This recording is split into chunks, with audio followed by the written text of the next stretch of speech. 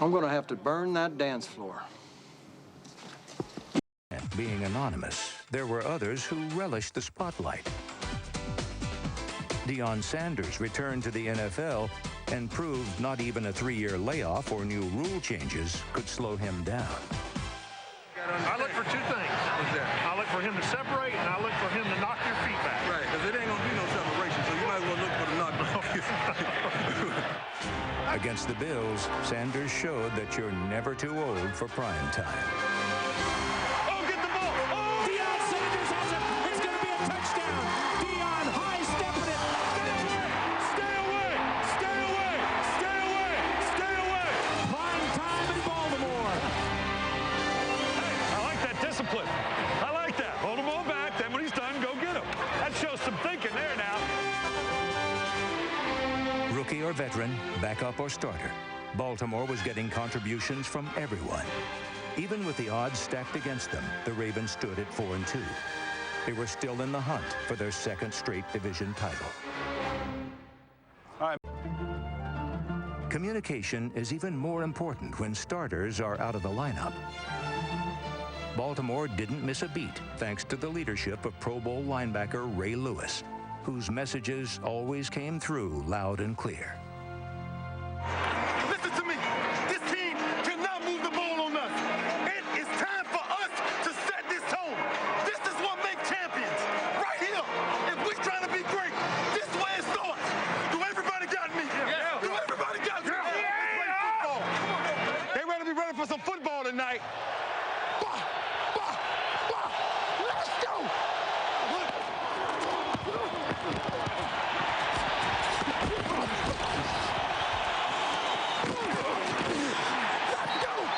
It's going to take two of y'all. It's going to take two of y'all. Oh, y'all thought y'all was getting out of here easy.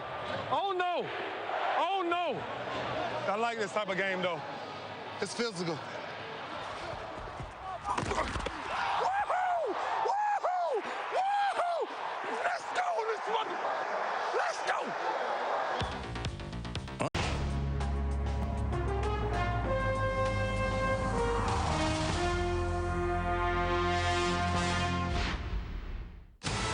Ready to go. We're underway on Sunday night.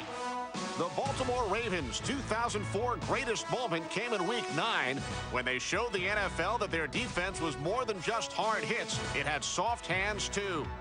Baltimore battered Jeff Garcia, but it was an interception by Ed Reed that beat up the Browns and showcased the Ravens' multi-talented defense. Second and goal. He's back to pass straight in the pocket. Fires into the end zone. And Aaron Shea couldn't come down with it. It's tipped and intercepted by Ed Reed. Ed Reed's got the football. Down the far sideline. He's at the 30. He's at midfield. 40. He's going all the way. Ed Reed out of the end zone. Dances in. The Ravens have put it away. All right. That's a Raven all-time record. That's another record, guys. Chris McAllister is another defender who plays with a quiet confidence. Number 21 has established himself as one of the premier corners in the game. In 2004, McAllister was selected to his second consecutive Pro Bowl, and he was a major reason why Baltimore led the NFL with 7 defensive touchdowns. And it's picked up by McAllister. McAllister 40. McAllister midfield. He's at the 40, the 30, cuts outside, 20. He's still up, cuts inside. Chris McAllister, touchdown Ravens.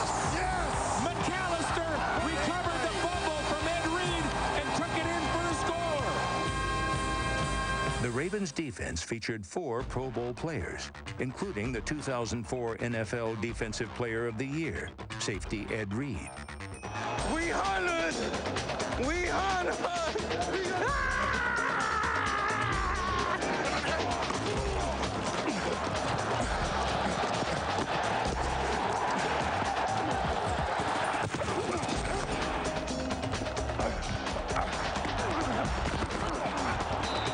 Yeah!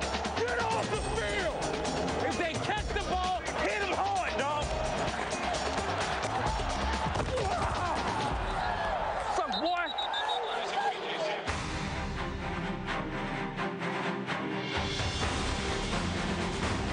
Reed was more than just a vicious hitter. He used speed and intelligence to single-handedly alter the course of a game.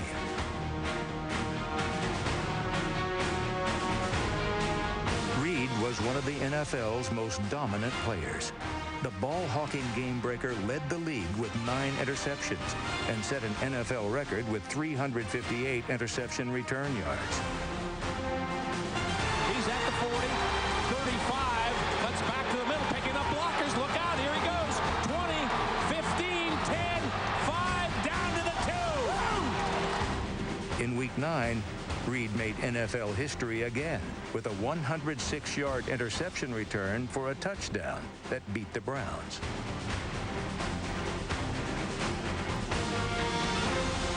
Down the far sideline, he's at the 30, he's at midfield, 40, he's going all the way, dances in, the Ravens have put it away. All right!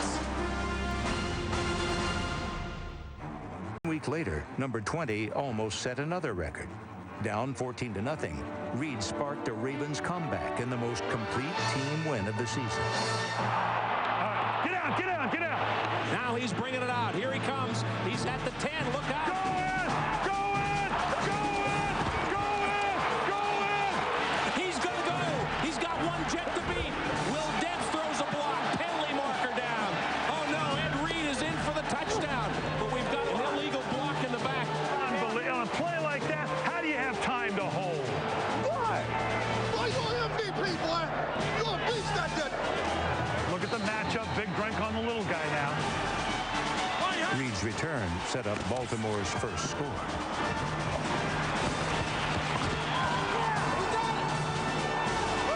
Now that's the way to respond. That's the way to respond. Just when their fortunes began. Nothing. While most Ravens were content being anonymous, there were others who relished the spotlight. Deion Sanders returned to the NFL and proved not even a 3-year layoff or new rule changes could slow him down. I look for 2 things. I look for him to separate, and I look for him to knock your feet back. Right, because it ain't going to be no separation, so you might as well look for the knock off your feet. Against the Bills, Sanders showed that you're never too old for prime time. Oh, get the ball. Oh, Deion Sanders has it. It's going to be a touchdown. Deion high stepping it. stay away. Stay away. Stay away. Stay away. Prime time in Baltimore. Hey, I like that discipline. I like that. Hold him all back. Then when he's done, go get him. That shows some thinking there now. Rookie or veteran, backup or starter, Baltimore was getting contributions from everyone. Even with the odds stacked against them, the Ravens stood at 4-2. They were still in the hunt for their 2nd straight division title.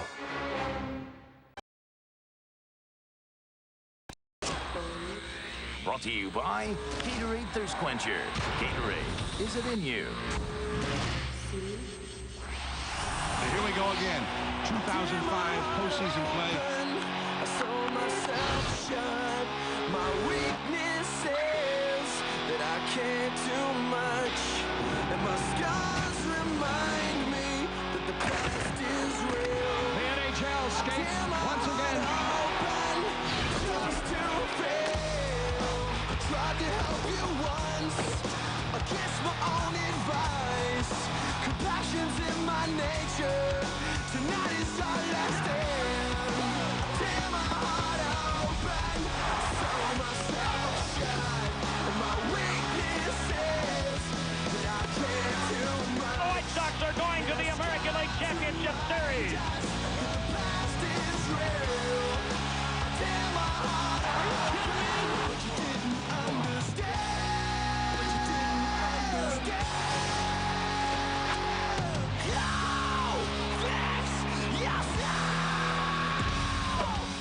So, as of today, The moment is finally here. Sidney Crosby.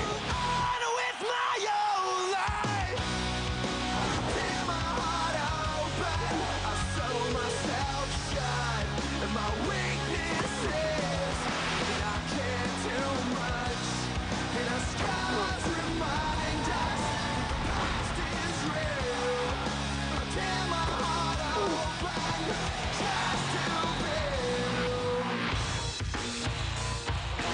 The ultimate highlight. Brought to you by Gatorade Thirst Quencher. Gatorade, is it in you?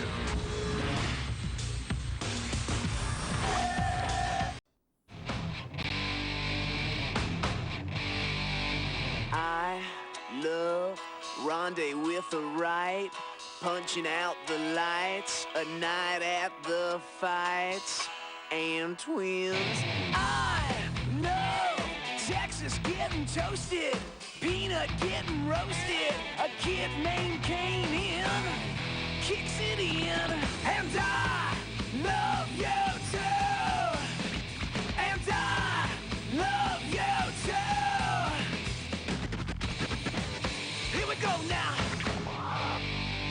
I love JJ's okey doke, looking like a joke. The fish getting smoked once again. I love cutting like a cleaver, a wicked wide receiver, some bird watching, and big wins. And I love week 5, and I love you too, and I love you too, and I love you too. Here's the football!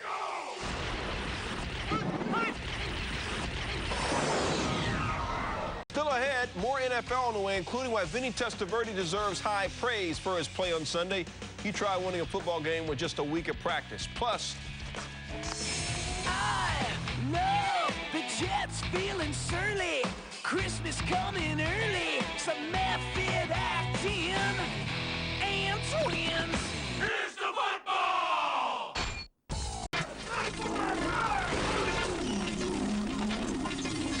Armed with 20/20 vision, we look at Week 5 through the eyes of our Monday evening quarterback, Sean Salisbury. Biggest surprise Week 5? Has to be Vinny Testaverde, Dan. Not that he's the consummate pro, wouldn't come in prepared, but that he was so successful doing it against a top-flight defense. He was patient. When the ball was open down the field, he made the pitch, and it was open underneath. He took what they gave him. A lot of young quarterbacks and even some veterans can learn from Vinny's performance. I thought he was great. And I think that what Vinny brings to this table now is a team that now has a vertical passing game and allows them to be competitive in the East. Biggest disappointment? Got to be the Eagles giving up on the ground game. The rush for 19 yards in the game with a hurt quarterback who's beat up and pounded. I know they got down early, but when you get down early, you can still come back as long as you continue to establish your game plan. And part of getting down early is not running the football and allowing Dallas to get after your quarterback. They need to run the ball more or they will not win the East. Best coaching move Week 5? Bill Belichick. He's known the last couple weeks this guy has not touched it, Corey Dillon. He decided, you know what, we'll mix the tight end in, but 28's going to be the main man for us, and then we'll let Tom Brady make the good decisions. Corey Dillon opened it up, did the right thing. The team that's supposed to rush the ball well, the Atlanta Falcons, didn't get near their 200-plus yards, but Corey Dillon, Patrick Pass, the run game commitment enabled New England to go on the road and do what they always do, win after losing a game. Worst coaching move on Sunday? Got to be Brian Billick, and it's not just by penalties, Dan, which was 21 of them, but it's by everything. The undisciplined, the fact that they're not doing much well. They don't have the guys, the physicality that they normally need. Brian Billick looks to me like he did not have control of this football team, and everything's out of control, uncharacteristic for a Billick team. This does not look like the same Ravens team. Brian not keeping his team under control. How about worst referee call? Well, Dan, it was a couple of them. One, you see Rondé Barber there knocking the referee down, and this is not typical Rondé Barber, the ultimate gentleman, but you just can't do this. And when you don't get kicked out of the game, that's a wrong move. I'll guarantee there'll be a fine in that one for Rondé. And then this, Ed Reed, little mistaken identity. Ed Reed pushes, look at his left hand, shoving the referee out of the way. Ed Reed stayed in the game. He did not get kicked out. So referees missed, but Dan, we got to cut him a little slack because there was some Troy Vincent, there was some punishment that went on the field. It was a tough day for referees all the way around. But this is what I don't understand. If we throw Jeremiah Trotter and Kevin Mathis out in the season opener, I thought there was going to be a crackdown on this. Some guys weren't. Rondé Barber wasn't thrown out. No, I know, Dan, and there should be a crackdown on the main thing, and that was in the pregame. Here we are in the game. What's going on? Referees getting hit in the face. No referee got hit during that game, the pregame with Philadelphia. There's no question. There will be fines levied, and you should be kicked out anytime you touch the ref, and uncharacteristic of a guy like Rondé Barber. It's Monday Evening Quarterback with Sean Salisbury. Thanks, Sean. Thank you, Dan. More football. On a hot summer night in a mostly empty gym in Easton, Pennsylvania, one of America's premier athletes is dressed for a game between the Adirondack Wildcats and the Pennsylvania Valley Dogs. Why in the world is NFL superstar Terrell Owens playing backup in the United States Basketball League? The answer to that question may shed light on another. What in the world is going on with the NFL's wide receivers?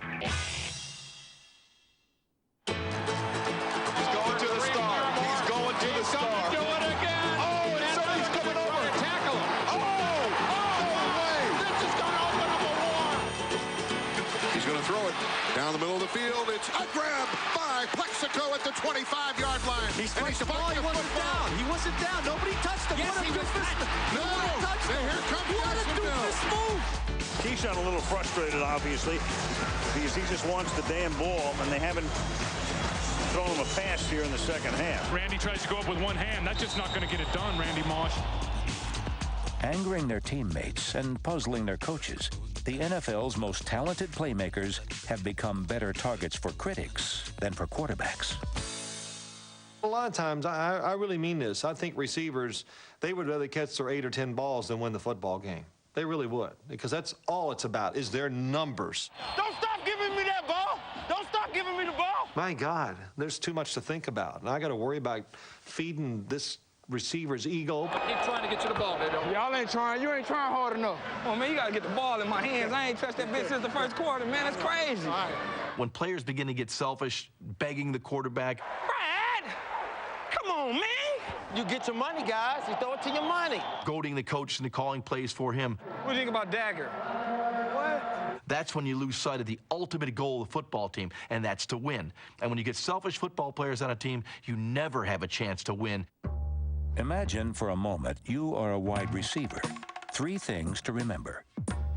1, your job is to catch the football. 2, you cannot catch the football unless they throw you the football. 3, you are open. Always open. Oh, my God, Jeff. I was open. Man, wide open, man. I'll go for a touchdown. They can't jump with me. Golly. Using the logic of Gordon Gekko, who told us greed is good, is selfishness not sustenance for the wide receiver? Being a receiver, you should want to be selfish. You should want the ball. Selfishness is a competitive spirit to have. There's nothing wrong with being selfish. If you have a receiver that doesn't want the ball and is not yearning to get the ball and he's not complaining about the amount of touches he has, I think you got a problem in your passing game.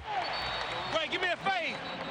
Give me a fade, Ray. I think that is a necessary evil, if you will, for the receiver. They got to want to have the ball in their hands. I think some of the best receivers are some of the purely unselfish ones.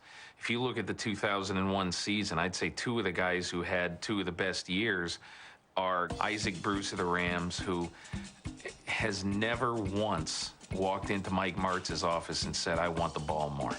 Even though he is a transcendent talent who once caught 120 balls in a season.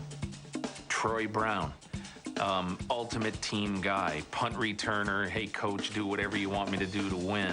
I remember talking to Troy Brown after he was not selected to the Pro Bowl last year, and he said, it's a shame that they don't have a category in the Pro Bowl for football player.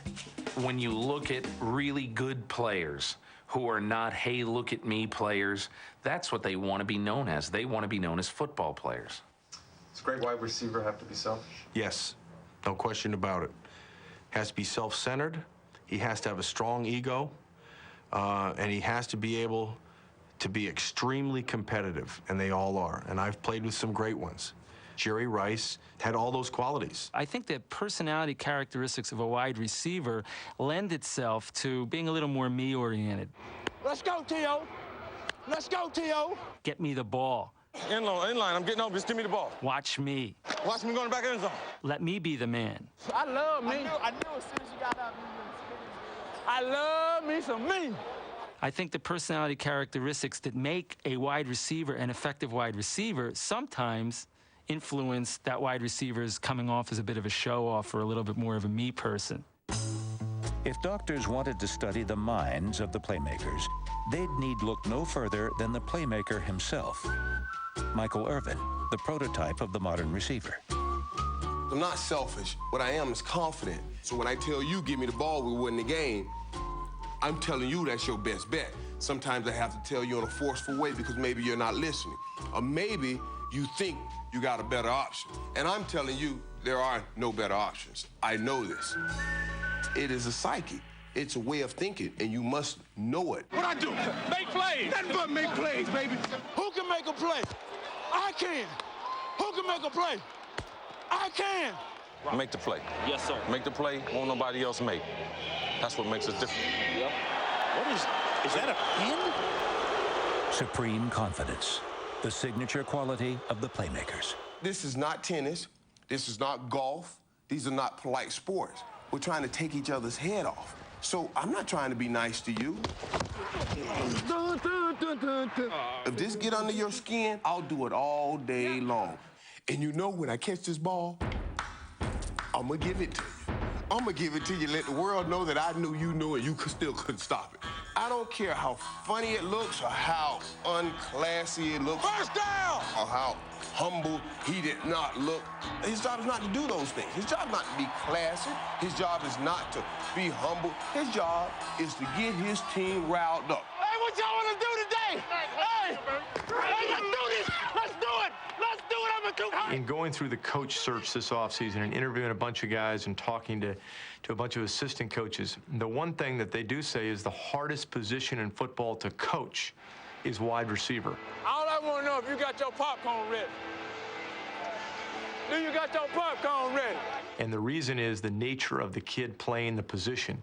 It's really a frustrated basketball player that wasn't tall enough or good enough to play basketball and is now trying to play wide receiver. Ah, yes, basketball.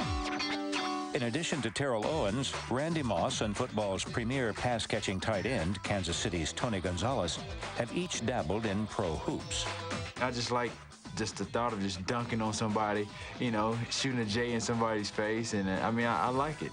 There's times in games where you can take over a game if you have the skills to do that. Alas, on the court, Owens is better suited to take a charge than to take charge. His place is on the gridiron, a field far less conducive to individual heroics. We know the ball has to be distributed, you know, you have to run, you have to pass, but I think there are certain situations where if you got a go-to guy, you have a playmaker on your team, just like basketball, just like the Lakers. You need a bucket and you're down, you go to Shaq. Down by 13 last season in Atlanta, the 49ers turned to T.O. After not being thrown a pass in the first half, Owens' 2 second-half touchdowns sent the game to overtime. Who can make a big play? I can. Owens to the right against Buchanan. Garcia to throw, and he throws way down the right sideline. Owens is all alone. He's got him. 15-10 more. Touchdown, 49ers. San Francisco wins it in overtime on a 52-yard touchdown pass to Darrell. Simple as a slam dunk. Hey, nice job, man. Nice job. Hey, come in. How many catches I have in the first half? Huh? You had none. Jeff, I forgot to tell you to throw the ball to T.O. in the first half. Good job in the second half. Good job, all you guys. So in the ultimate team sport, is there room for the self-centered wide receiver? There might not be an I in team, after all, but there is an M and an E. It is worth noting that while Owens, Moss, and Keyshawn Johnson have never appeared in a Super Bowl, the less celebrated Troy Brown and Isaac Bruce each wear rings. And as for the playmaker, Michael Irvin's role in the Cowboy dynasty proves that appearances can be deceiving. All the characteristics that I think are extremely important for a football player. Michael had all those. And one of the most unselfish players I've ever seen in my career. As a teammate of his for 11 years, I got a chance to see it firsthand. And I've got as much respect for him as an athlete as anybody I've ever played with. Irvin learned there is a difference between a great wide receiver and a great football player. I tried to convey that to Keyshawn Johnson a couple years ago in the Super Bowl. He had just got to Tampa, and he was explaining to me how some of the double teams he was facing, and he did not know how to beat it. I said, there's only one way to beat double teams. I said, you need to talk to all those 5 guys up front and who's ever running that ball. Run all damn day. We better run all day. You run them out of this. You need your whole team. There's no greater team sport than football. Keyshawn appears to be learning the lesson, one double team at a time. Wide receiver open, caught at the 40, 35-30, 25-20, dancing into the end zone, Keenan McCardell, touchdown Tampa Bay. It never fails. Yes, sir. Stupid asses. They dumbass all gonna jump me with they dumb ass. Hey, Roman, you better tell they dumb asses to stop jumping me. I ain't the only motherfucker on the field.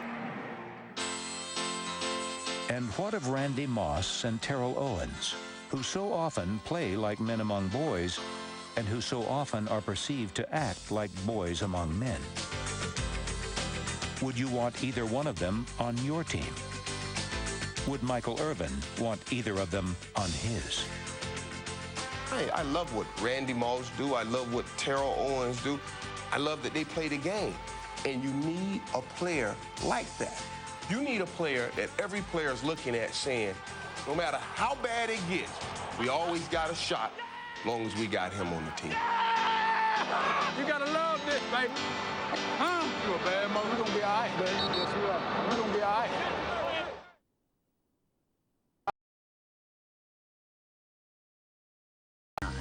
It's not bad. You just stepping a little bit. That's a fraternity step. That doesn't count. You know, we can't buy that. And that's the great part about Deion. When he breaks in the open, he does that long stride, strutting. There it is. Nah, Deion gets a 3. Okay, let's see Merton Hanks. That's not bad. It's like a turkey. One of them bobblehead dolls. Go ahead, Merton. I like that. He deserves it, too. Back in the day in '98, Peyton Manning, Marshall Faulk were teammates. Marshall caught 86 passes from Peyton during that season. Marshall back in Indy for the first time. Is this how you go to work, though, Torrey Holt? No. All 3 of those guys. What? No. That's Torrey Holt. Still no. Air show. It's on, guys.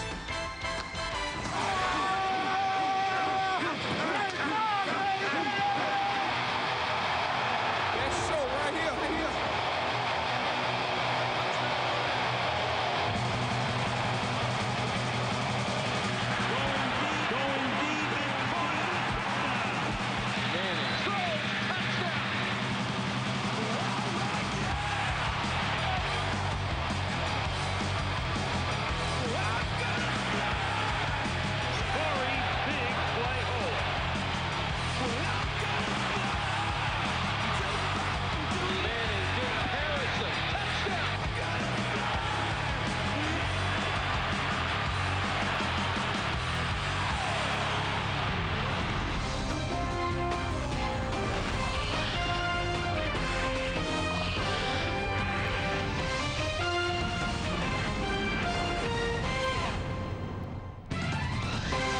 Monday Night Countdown is delivered by UPS.